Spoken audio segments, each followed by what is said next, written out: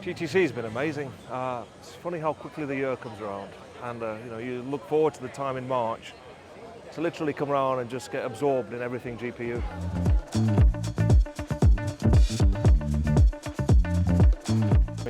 Grace Blackwell and all the infrastructure's been around. It's been mentioned for a couple of years, but accessibility to have ARM and GPU in a small form factor is phenomenal. I mean, what that's going to do for the whole development, cycle for AI is going to be so powerful.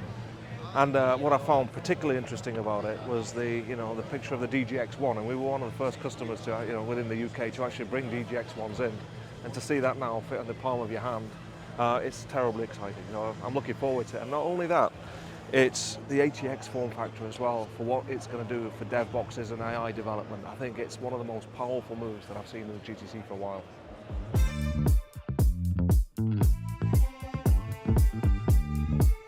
It's actually enabling more developers to understand the ecosystem before you kind of scale all the way up to the big training infrastructures. And at the point between DGX Spark, the fact that they almost cluster in themselves, there's lots of scope. And I'm just interested to see, from launch to where it is in 6 months' time, where everything that comes up front, it's just exciting.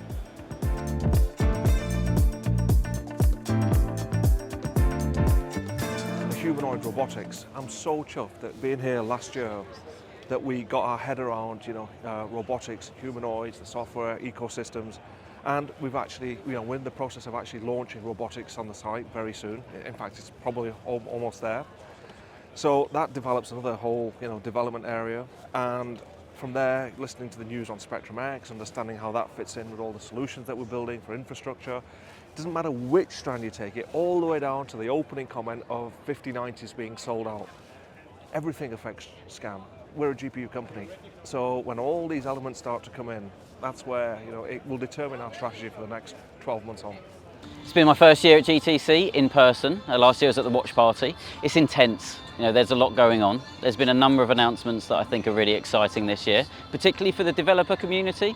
I think DGX Spark, the baby DGX, that's going to be really exciting to see what people can do with that. The DGX Station, the next stepping stone, really looking forward to getting our hands on that. And of course, the hyperscaler and the data center products that have come out. Again, it just shows that there's a lot more to be had from the models, particularly at the high end, that need a lot of RAM in order to run. Sort of the complex weather simulations, computational fluid dynamics, really looking forward to see what the advancements in those will be now that we've breached through those kind of constraints that we had from the infrastructure previously.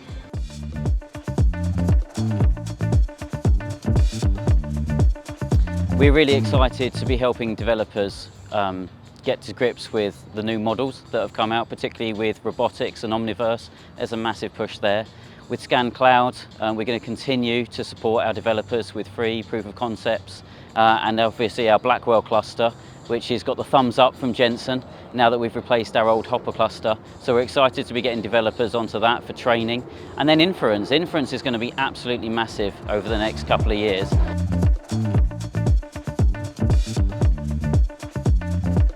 So inferencing for SCAN is probably our primary market. We deal with a lot of customized GPU solutions at the edge, which do get used for inferencing the models.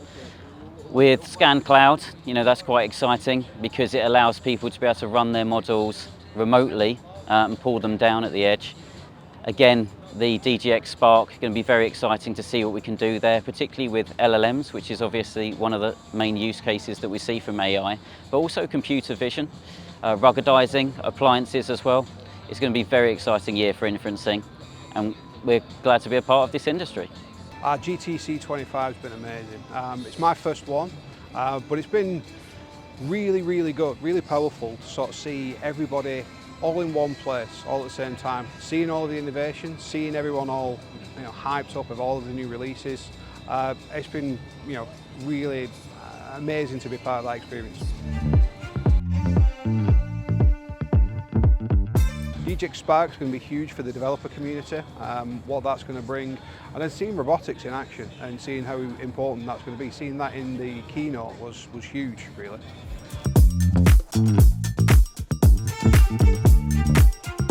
I think people are going to find more use cases for it. Obviously, we've seen a few of the humanoids, we've seen some of the robot dogs, the quadrupeds in use. I think there's going to be a lot of security applications for the robot dogs, seeing that actually transform that industry. And then people are going to start to see what robotics can do, and they'll find new use cases for it.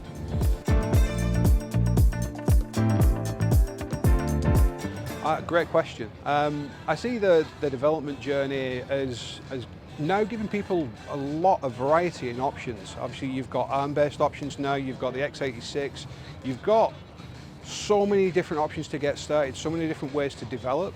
It's really going to sort of open that up to developers of all shapes and sizes, all sorts of different platforms.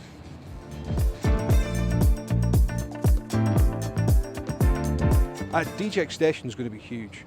What an announcement. The previous DGX Station was a massive product. It was great. It sort of lowered the barrier to entry for a lot of people, and I think it's going to have that same effect again. It's creating a new opportunity to go from DGX Spark, you can move up to DGX Station, and then from beyond to there to scale up to a B200 or a pod or a cluster. It's going to be a really good product.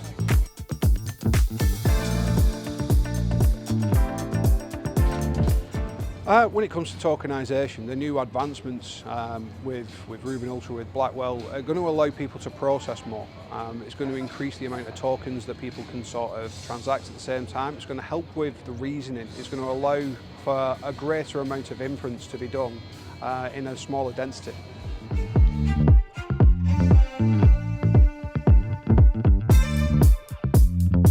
The same you would with AI, really. Get started, get into it. There's going to be some DLI courses, there's going to be a lot of help that we can provide as Scan. But then getting started, figuring out what you're trying to do with it. Get in touch with us, map that out so we can sort of help you what these things can and can't do right now. And have a journey, really. Figure out what that journey's got to look like.